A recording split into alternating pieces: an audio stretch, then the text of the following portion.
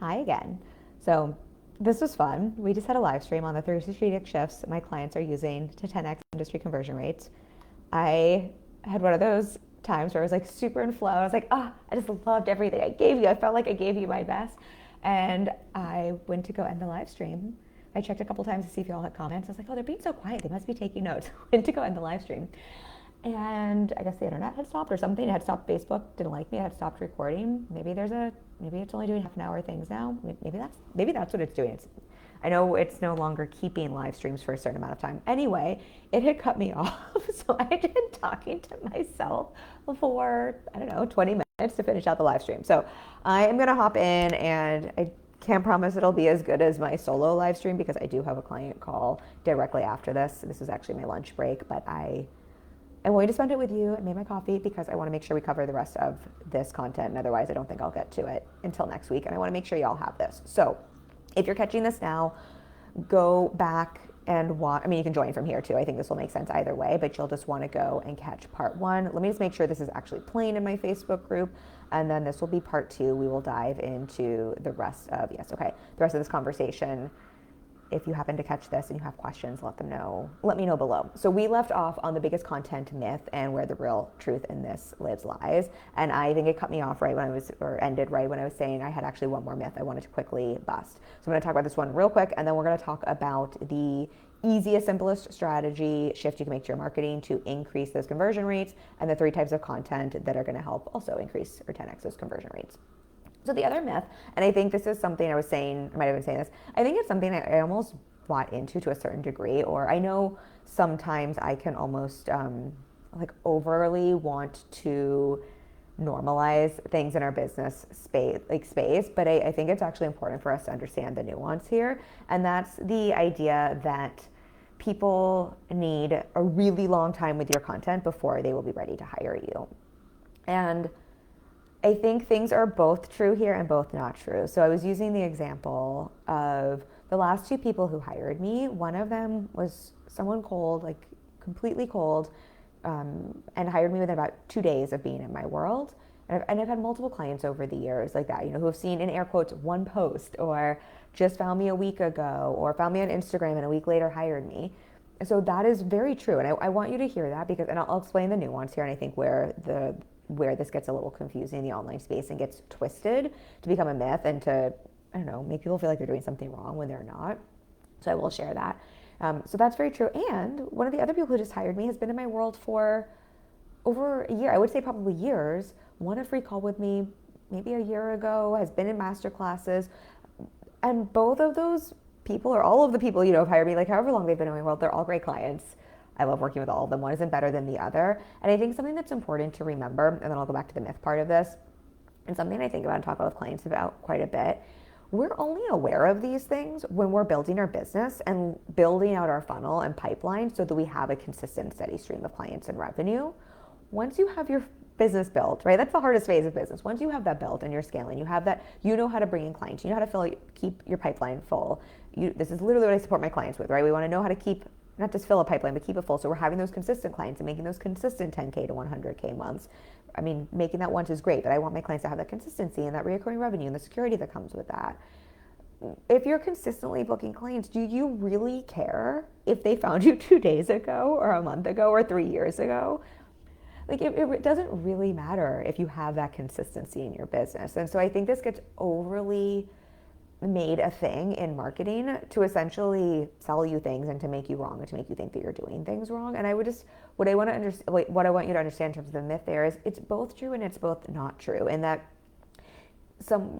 your content should be able to have someone hire you after 1 and 2 posts, and it also shouldn't be able to do that. And I think whenever we get into these extremes, we know something's off.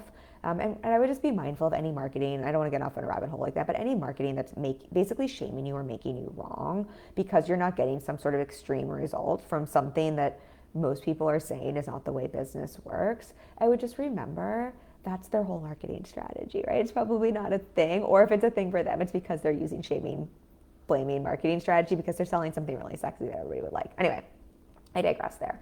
But I think what is true is just saying, like, absolutely, I have clients, some of the client results I shared at the beginning of part one, who put out something and book clients right away or get people in the DMs right away. That happens to me all the time.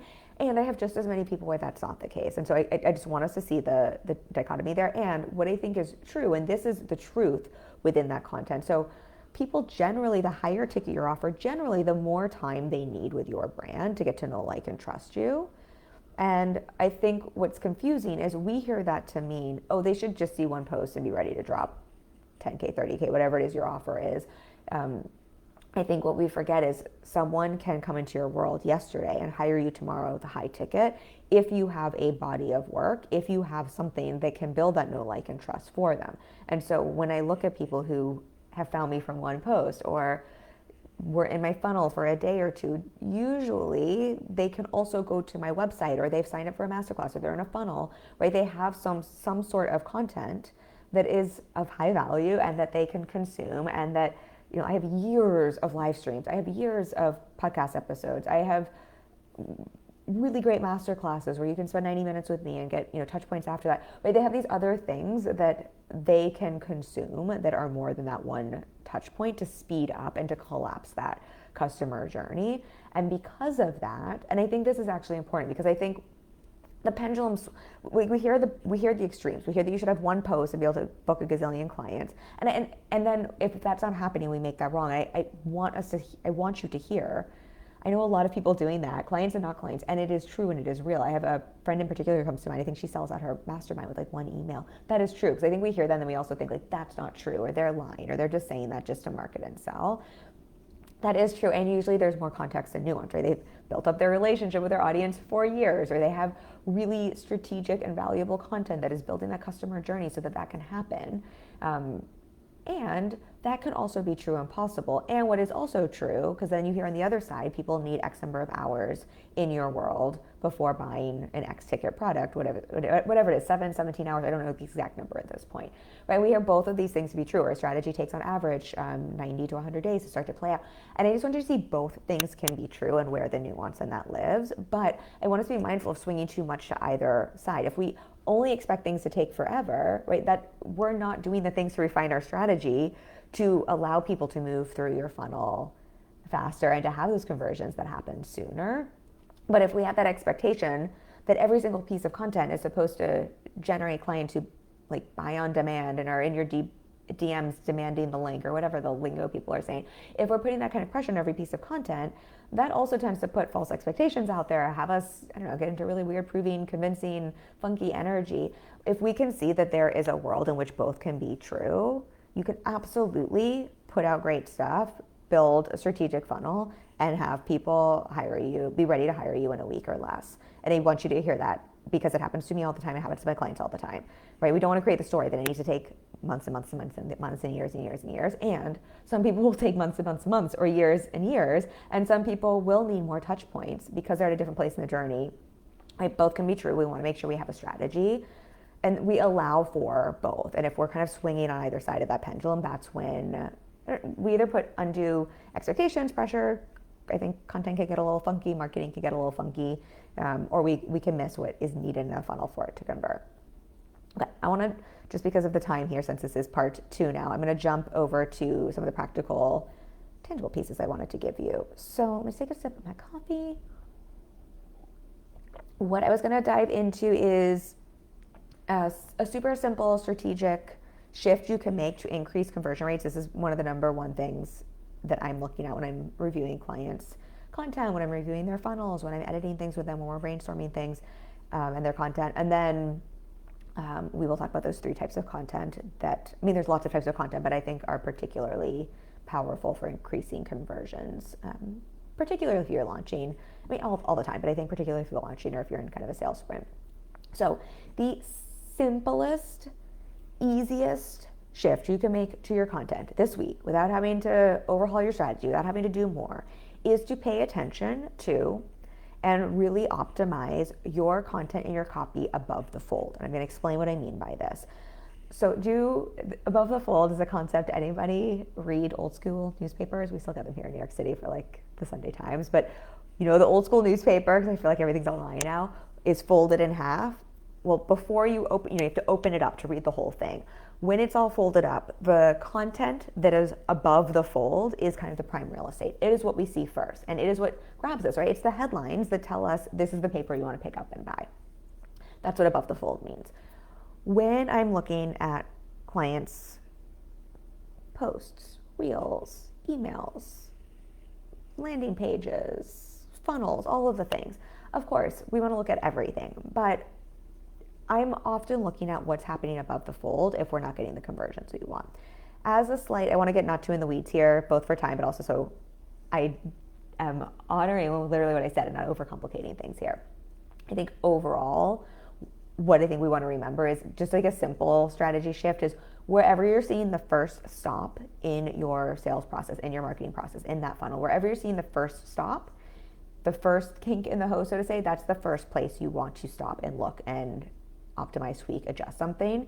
Don't worry about anything else because no one has gotten through, not enough people have gotten through to that part of the funnel to know if you need to change anything there. So it's kind of like the first place we're seeing a breaking point in the funnel or a leak in the funnel, or whatever terminology people are using these days, which is often the above the fold piece. And so, and the reason for this is your above the fold on a landing page, I'll explain exactly what that is, your subject lines, your first line in a piece of content, the hook in a reel, the first line in a reel, the first line on a LinkedIn post, the text on a graphic.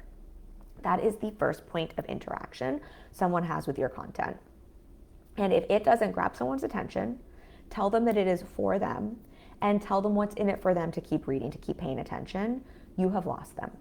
And that's not to freak people out, it's by design, right? It is loud and crowded online, but this is also by design. Not everything, I mean, intentionally as marketers, as business owners, not everything we create is meant for everyone. So we want also people to know this isn't for you. Like, don't bother reading this. Like, this is for my people. So it's also literally by design. If you're thinking about, I want to attract the right people in my audience, the right people onto a discovery call, the right people on my landing page, the right people into my program, this is by design.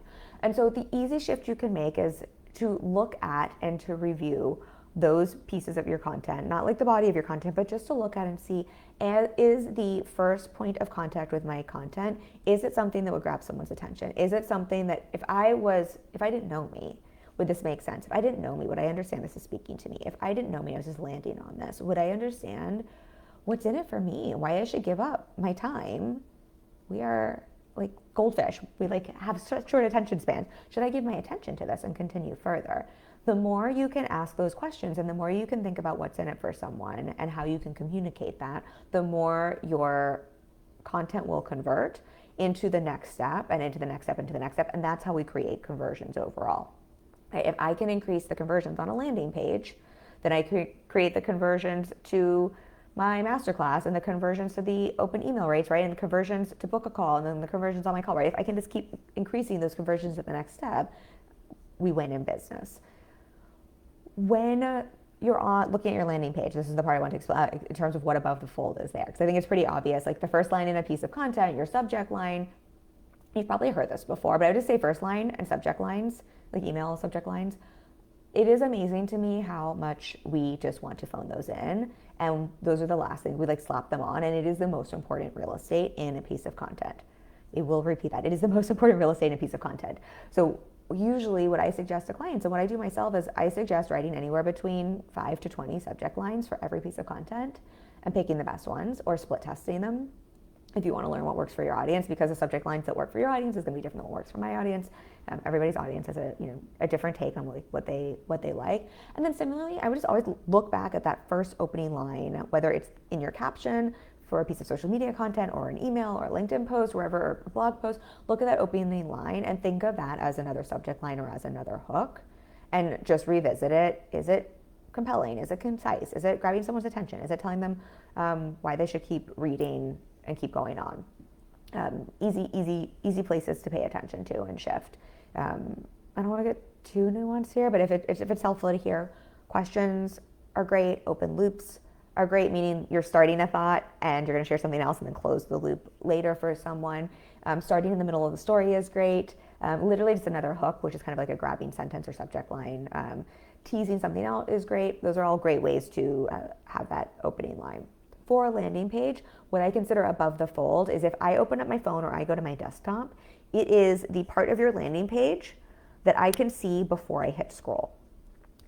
What I find for most of us is we spend so much time on the bottom part of our landing page, and what we don't realize is so many people never get to that part of our landing page. The last masterclass I did on the replay page, like all the way at the bottom, I or my team, one of us, left in a template block. It's literally a template block with like the stock photo and the stock like weird Latin text. And no one told me, and I know quite a few people were on that page and some of them were clients, which tells me either it didn't matter and they didn't care and like that still converted well, so great, or that they never got to that part of the page. You know what I mean? Like I think it's just so funny because it's like way at the bottom, but like that's how much I know the top of the page matters without having to do like a heat map or something where we're seeing how much people are scrolling. It doesn't mean don't have a long sales page if it makes sense for you. People who, like, I have quite a long sales page for my coaching. I know people who are considering hiring me will absolutely read all of that. But that's a very different type of landing page with a different goal set than if I'm creating a landing page for, say, an opt-in masterclass, a freebie, to cold traffic. I am going to assume most people who are cold to me and just getting a freebie are probably not going to read a whole long landing page the same way someone who's warmer to me and considering hiring me for a really intimate one-on-one container and partnership that's high ticket where I'm going to be all up in it, partnering with them in their business. You know what I mean? That generally then we will probably be willing to consume and read more context there. Anyway, coming back to your landing page. So what I'm talking about here is landing pages for conversions of cold and warm traffic, but don't more for like your freebies, your webinars, your masterclasses, your e-guides, your ebooks. And this is always the case, looking at that above the fold, meaning before I hit scroll. And if you're not getting the conversion rate you want, this is one of my like number one hacks for like literally doubling conversion rates, like having a conversion rates that are above industry standards. I think mine on average are double or more what those industry norms are, and so are many of my clients, is looking at this section here and really looking at how do we tighten up and make sure this is grabbing someone's attention. This speaks to cold traffic as well as warm traffic. It is really clear who this is for. It is really clear what's in it for you. It's really clear what you're going to walk away. Like, and making it compelling, and that the sign up button is above the fold if you can make that happen. If you're a client of mine, you know I'm so fucking annoying about this, but I'm always like, is there any way that we can edit this and make this more concise so we can get that first sign up button above the fold? Because it is wild how adjusting that text, but also not having someone have to scroll for that sign up button. Again, we're talking freebies here, how that alone will increase conversion rates.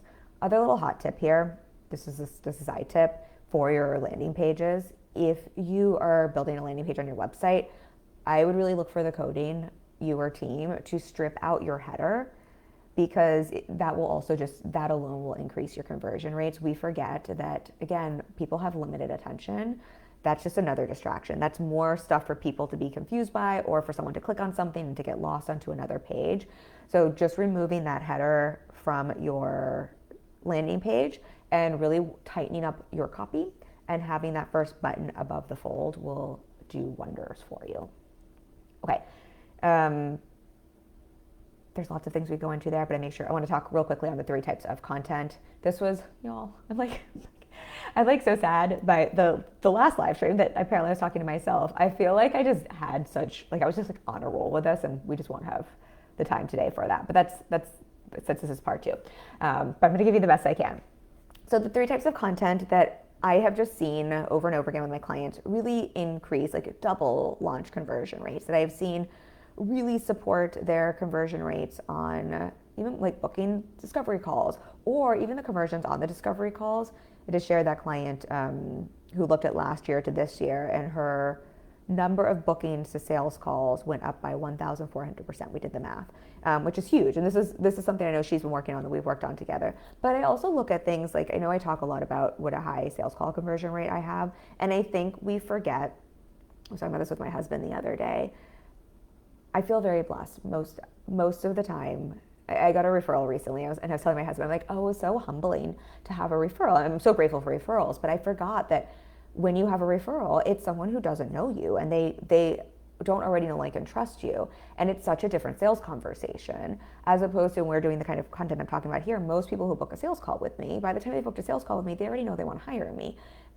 And so, not to like pat myself on the back, And it's not that I'm not good at a sales call, but I haven't had a traditional sales call in so long. I feel like I was almost like rickety on the referral. So I was like, oh, right, this person doesn't, they don't know anything about me and my work because they were a referral. They know just a couple of things from what they saw on my website, as opposed to someone who's been in my world, whether it's for a week or for months, but who's gone through and consumed some of my content and gets to know me and my work more. If they're booking a consultation, they are usually a yes already. They know they want to work with me, and we're just talking about, is it actually a fit? Do I have availability? What would it specifically look like to work together? Like, we're kind of confirming the bias of like, is this true and is this going to be a match? I know for me, it's important to have that call to make sure that you're a fit as much as like I'm picking you as much as you're picking me, that we're both a fit in that way. But it's such a different type of call. But the reason for that is because of what we're talking about here. When you look at your content and you pay attention to your messaging, your positioning, the relationship you're building, and the trust you're building up front, whether you have sales calls like me, because I do still require them, or you're booking through a sales page, it changes the job of the sales call and the sales page. As opposed to if we're not creating that type of content in our funnels, then when someone comes to us as a referral or comes to us cold on a sales page, right? If you're just selling from a traditional sales page or on a call, it is going to be a different type of sale. It doesn't mean that you can't still make sales, but we're asking that sales call or we're asking that sales page to do all of the heavy lifting.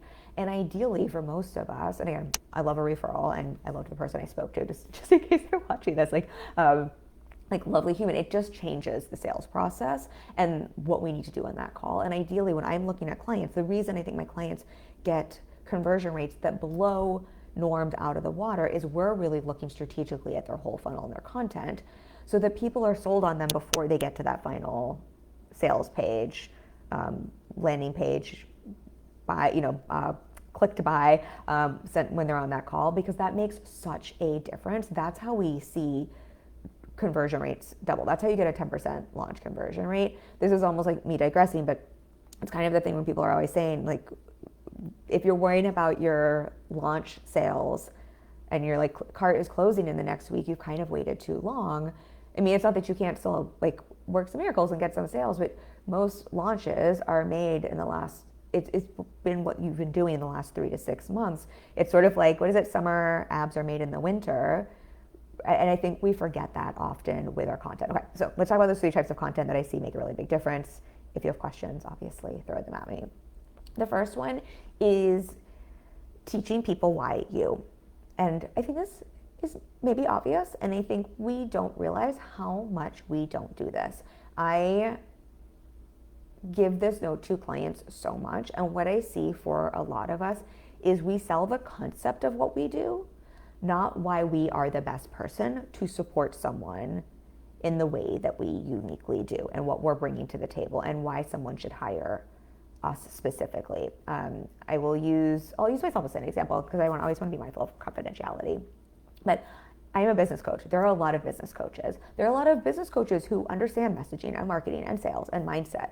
And if I just speak to that all day long, I'm essentially selling the concept of why you should hire any business coach, or why you need mindset, or why you need messaging, or why you need marketing, or why you need sales, or why you need content, whatever piece of that business is, which is great, but I'm basically doing marketing for everybody else as opposed to teaching you. And I think this is what makes a big difference in my sales process and why honestly, I think this is why I get such a high return on ads. Yes, I'm good at messaging and marketing, getting, good cost per lead and all of that, but I think it's because I'm also teaching people why me, so that when they book a call, they know why they want to work with me, even if they're cold to me. Right? It's not just the, like, I think we get so wrapped around, it's because of the ad or it's because of the landing page copy. But when you can teach someone why you, as opposed to why anybody who does what you do, that really shifts the game. And that's how you start to attract those right fit people. And that's how you start to attract people who want to work with you specifically. And I don't want to get too into the weeds here, but I know even for myself, like, I think about this a lot because I do know there are some really big difference working with me versus someone else. And this isn't to like overly pat myself on the back, but I do know I'm just one of the very, very, very, very, very, very, very few business coaches with my years of experience. I've been coaching for 10 or 11 years. I've been in business for 9 with the client results that I have. My first client scaled to $1 million my first year in business. I've been helping clients get 6 and 7 figure results for 9 years, who has my own personal results, right? I'm a successful multi-six-figure business owner. I pay myself multi-six figures per year. I'm highly profitable. I've made 69 consecutive 10K to 40K cash months with all one-on-ones, usually more like 25K to 40K months. I know very few other business coaches with my experience, my result, who don't want to scale out of one-on-one, who actually want to be in one-on-one, who choose an all one-on-one business model, who have been on over 5,000 one-on-one calls in the trenches with clients, seen behind the scenes of what actually works, and who want to be in the trenches with you. And I know that's one of the biggest differentiators I have. And I'm using this as an example because I know this is something I also don't talk about nearly enough, and I definitely could and should, which is part of why me, as opposed to someone else who maybe has the skill set, is literally just the fact that I want to be in it with my clients and to do one-on-one. I'm bringing it all to the table. I'm not trying to scale out of one-on-one. I want to be on a call with a client. I want to get to know you, your business. I want to get to know your audience and your offers so well that when I review your landing page, I know where you're holding back and not owning your worth. Or when I review another client's landing page who has a similar business to you, I know that even though you guys are saying similar things, they need to edit theirs because they're actually speaking to your audience and not their audience, because I know your business that intimately. Like, I love that. And so anyway, now I'm just like waxing poetic about how much I love my work, but I'm expressing that so that hopefully you can just see an example of, I'm just so clear on why someone should hire me as opposed to someone else. And this isn't to like diss other business coaches or to say they're not skilled, but I know if I get on a call with someone or if I'm creating content, these are the things I want to express, as opposed to just simply talking to the concept of hiring a coach, or the concept of why you need marketing in your business, or the concept of why you need a sales funnel. Like, we all fucking know we need these things, said with love, right? It's getting to the nuance of why me specifically. And I know that's just a differentiator for me. And that's something that you really can't get many other places. And so I want to make sure I'm speaking to that and teaching people that, because not everybody wants one-on-one, but the person who does is going to be like, oh, I have been looking for you and I realize there are not a lot of people like you, because there aren't. But if I'm not telling people that, they can't connect the dots, and that will make a huge difference in if I'm teaching someone that in a masterclass or in my emails funnels or here on a live stream, for the person, who might watch this and think that that's what they want. And for the person who wants a mastermind and who's like, I only want to work with a coach who has run their own. I've run masterminds too. I've literally run every business model myself and sold it successfully in the past. That's how I know this is my model, just FYI. And I have supported clients in every model, literally every model, to 6 and 7 figures with every model. So they all work. I'm happy to coach people in all. But let's just say you were like, I'm really looking for someone who, why them is because they love group containers and like the energy of what it means to be in a group. And like, I'm just making this up as an example. And they've been doing that forever. And they're also an Aquarius, and I don't know anything about astrology, but like, those are the aspects of them that you're like, that's what I know I want from someone. If they're not sharing that with you, they might be all of those things, but you would miss that. And so I think we just forget how important it is for us to know why us, and to be able to communicate to our audience why us, why our offers. So if you can communicate that in your content, in your marketing, makes a huge difference. The next piece is the objection handling. Oh, we're so short on time because I do have a client call. We might not get to all three. This one is really important. I want to land the plane on this one. We all know this. Well, I think most of you know this. We know we want to speak to objections in content, and that in our sales funnels, in our email funnels, in content, on a sales call, that this is really important. And what I think is really nuanced here, and what I was expressing the first time that I recorded this, I think so often when we are trying to create objection handling content, I was just talking about this with a client yesterday, we unintentionally get into a place where we are trying to argue with people, and we are trying to make people wrong and tell people why their objection is wrong, as opposed to what I always think about with objection handling content, and what I coach my clients around, whether it's navigating an objection on a sales call or writing an email at the end of a sales funnel to have that 10% conversion rate, right? That launch conversion rate. What I'm thinking about with objections is, as humans, it is the most normal thing for us to have resistance. That doesn't make us wrong. That doesn't make us bad. That makes us human. I have been working with my coach for 6 or 7 years. I have been in therapy for a gazillion years. I am a very self-regulated, I don't know, healthy human, I'm very self-aware, I still have resistance come up around certain things, right? It is just such a normal thing. Usually the bigger the goal and the bigger outside our comfort zone, the more we're going to have some resistance. That is super normal. Objection is basically a resistance. So as a coach, what I'm thinking about and what I'm thinking about when I'm coaching my clients around how we want to navigate this is, I know if I have resistance and someone yells at me or tells me I'm wrong or tells me why I suck or tries to convince me of something, like a couple of things are going to happen. Either I'm going to dig in and fight for my limitation because that's what we do as humans. I'm going to get defensive and I'm going to fight for my limitation. We see this in politics all the time, right? The more we try to argue someone who has a different political viewpoint, then that's what happens. We both just dig in and argue more. So same thing here with resistance and objections.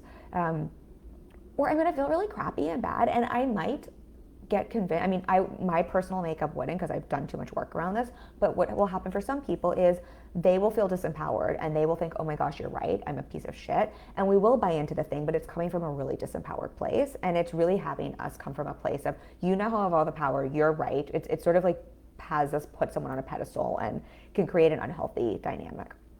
Hopefully that's all tracking. So what I think about with objection handling content, with speaking to objections, with how we're doing this on a sales conversation is, instead of leaning into these tactics that tend not to really get any of us the result we want, instead, can we approach this from the same lens we would from coaching? Or for those of you who are therapists, I think this is, I'm not a therapist, just to be very clear, but how we would approach it there, which is, can I just be really curious about what this resistance is about?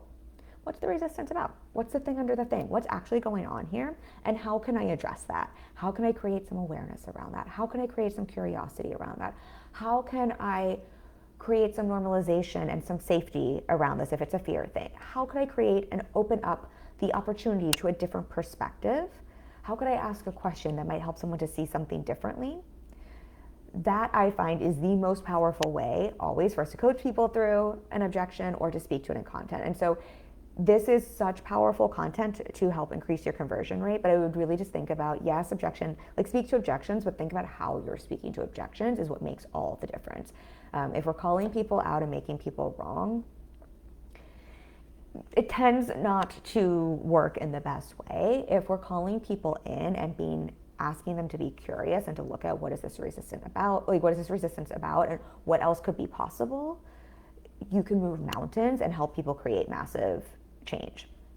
Okay, I'm just thinking about how much time we have here. Okay, I don't see a question. If you have a question now or on the replay, I know this got totally screwed up with our two-parter here, but let me know, and let me know if that made sense. I am just going to speak then very, very quickly to this last one here, and that's just the personal branding values aspect of content. I think we forget how important this piece is, and this kind of goes back to the why you, but I think why you is a different part of personal branding. To be clear, I do not think everybody needs a personal brand, but for most of you in this Facebook group, or if you're listening on the Vault, listening to the private podcast, for most of you, most of us do have businesses where having a personal brand is either required or is really going to support you to increase your sales. So again, not everybody, I think, some of my designers, some of my OBMs, they don't necessarily need to have a personal brand in the same way. But if we're looking to scale anything that really has you as the face of your business, if you're a coach, if you're a content creator, if you're selling courses, if you're selling group programs, usually leaning into personal branding and your values and your personality is going to be a really powerful differentiator. And it's similar for the reason I was talking about the why you aspect here. I think we forget when someone is going through your sales funnel, it's not just did you technically do things correct and write good copy. We forget that we live in a world where there are so many people who are selling seemingly different things. You and I know that whatever you offer is probably far different when someone's inside a container than someone else's work. You and I know, let's say you're a coach, a therapist, your work is magical and powerful, and how you do your work is different than someone else's. And there's a lot of people who aren't who they say they are, and the delivery matters so much. But we can't get someone to understand that until they understand why they want to work with you, right, to get to that place. I think that's one of the biggest things I'm working on with a lot of my clients is they're so good at what they do, but people don't know that until they're in their container, right? And we want to help people understand that ahead of time. And so when people have a ton of different options, we forget that we are just so basic as humans sometimes. And part of what we gravitate towards are people we feel like we know, like, and trust. It is just the way we are wired. They have done studies on this. I think I shared this in one of our last master classes. When you have two options to buy from, an option A and option B, even if option A is superior in quality than option B, but you have a relationship with option B where you know, like, and trust them, you are more likely to buy from option B. And if you look at your own buying behaviors, you know this to be true. There are restaurants in my neighborhood, and I know there are other restaurants that are probably superior, but I have a relationship.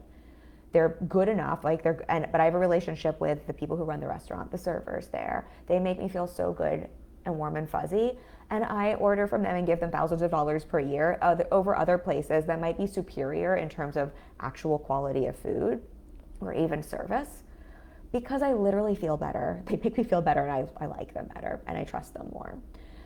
We think we just forget that, and especially my high achievers, my perfectionists, my hardworking type A people, we could get so fixated. The delivery matters. Let me not be confusing. The delivery really, really matters. But we get so fixated on the delivery and the quality, and we forget these other aspects that really come into play.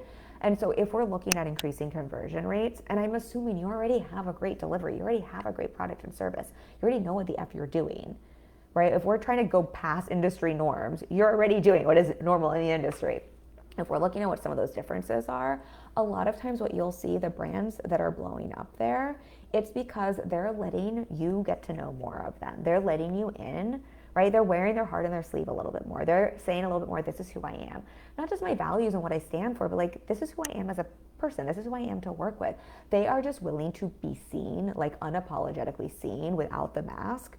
You know, the concept of mask up, mask down. They're just willing to take the mask down and be like, this is who I am. This is what you got. So much more, just so much more unapologetically. And that is just such a differentiator. So easier said than done. I think there's a lot of mindset that goes into that. I think, I know I've done a lot of work around that. I know this is work I do a lot with my clients. So I know it's one thing for me to tell you this and another to get there. But I would just see these are some of the levers that will make the biggest difference. And they're both simple. And I also understand it. It's one thing just to say, like, go up and show yourself unapologetically, and it's a whole other thing to actually do that and to be basically unfiltered and raw on the internet. And again, that doesn't mean you owe people everything or that you have to show them your whole lifestyle. I don't show people all of my lifestyle. That's not what I mean here, but it is strategically letting people in and get to see more of your heart. Like I know even my content online, I know when I post content that's good or when I post content that I'm just like exposing my heart. I just know the difference in terms of what that's going to do for reach, engagement, conversion on the back end. So those are the three types of content I see really consistently blow up your launch rates, your sales call conversion rates, number of calls booked, all of the things. Those three types of content will make all the difference for you.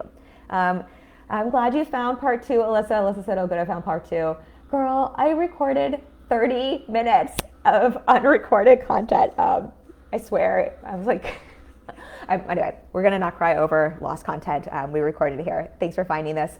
Y'all, I'm going to hop off now, though, because since I did basically do this twice, I do have client calls, and I do give them my undivided attention and love. I love you all so much. I hope you can find the part one and the part two of this, and they get a lot out of this. If you have questions for them, drop them for me below. I will leave them for you. If you're wanting support with this, if you heard me talk about how I work with clients and you want support with the mindset and the strategy side to create that strategic sales funnel for the offer you really want on your terms, and you want to increase your conversion rate so you can make those consistent and profitable, because we really care about the profit, 10K to 100K months. That is what I support clients with. I will drop a free coaching consultation link. I am fully booked, but we should at least have some strategy intensives opening up, and then I might have a one-on-one spot opening up in April or in May. But I'll drop that link for the free coaching consultation. Book the call with me anyway if you're considering, because like I have a client for surgery next month, so sometimes we have openings that I'm not aware of pop up. So that'll get you first dibs for the next opening. All right, I love you all. I'm gonna go take care of my clients. Thank you for being here. Bye.